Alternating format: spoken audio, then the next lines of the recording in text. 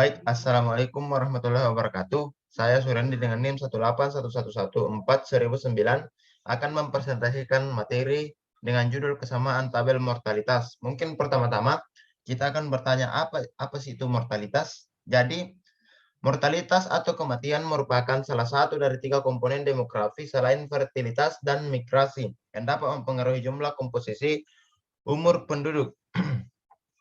Organisasi Kesehatan Dunia atau WHO mendefinisikan kematian sebagai suatu peristiwa menghilangnya semua tanda-tanda kehidupan secara permanen yang biasa terjadi setiap saat setelah kelahiran hidup. Mortalitas adalah ukuran jumlah kematian umumnya atau karena akibat yang spesifik pada suatu populasi. Skala besar suatu populasi per dikali satuan. Mortalitas khusus mengekspresikan pada jumlah satuan kematian per 1000 individu per tahun hingga rata-rata mortalitas sebesar 9,5 sebagai berarti pada populasi 100.000 terdapat 950 kematian per tahun. Mortalitas atau kematian dapat menimpa siapa saja, tua, muda, kapan dan di mana saja. Nah, terus yang kedua, faktor-faktor yang mempengaruhi mortalitas atau kematian. Yang pertama itu faktor langsung. Jadi faktor langsung yang disebut di sini adalah seperti umur, jenis kelamin, penyakit, kecelakaan, kekerasan, dan bunuh diri. Yang kedua, faktor tidak langsung atau faktor dari luar. Contohnya itu tekanan, baik psikis maupun fisik. Kedua, kedudukan dalam perkawinan, kedudukan sosial, ekonomi, tingkat pendidikan, pekerjaan, beban anak yang dilahirkan, tempat tinggal dan lingkungan, tingkat pencemaran lingkungan, fasilitas kesehatan, dan kemampuan mencegah penyakit.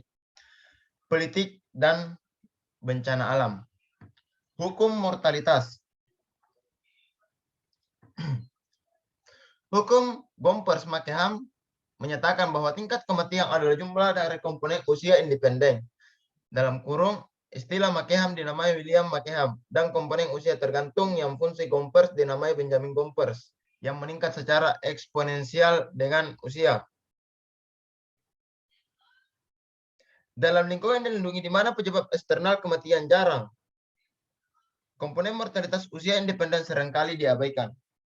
Dalam hal ini, rumus disederhanakan menjadi hukum kematian Gompers pada tahun 1825. Benjamin Gompers mengusulkan peningkatan eksponensial dalam tingkat kematian dengan usia.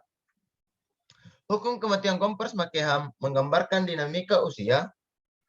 Kematian manusia lebih akurat pada usia 30 sampai 80 tahun.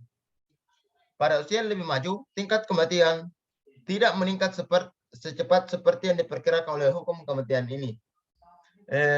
Fenomena ini dikenal sebagai perlambatan kematian akhir hidup. Ya, mungkin itu materi dari saya. Terima kasih atas waktu yang telah diberikan. Wassalamualaikum warahmatullahi wabarakatuh.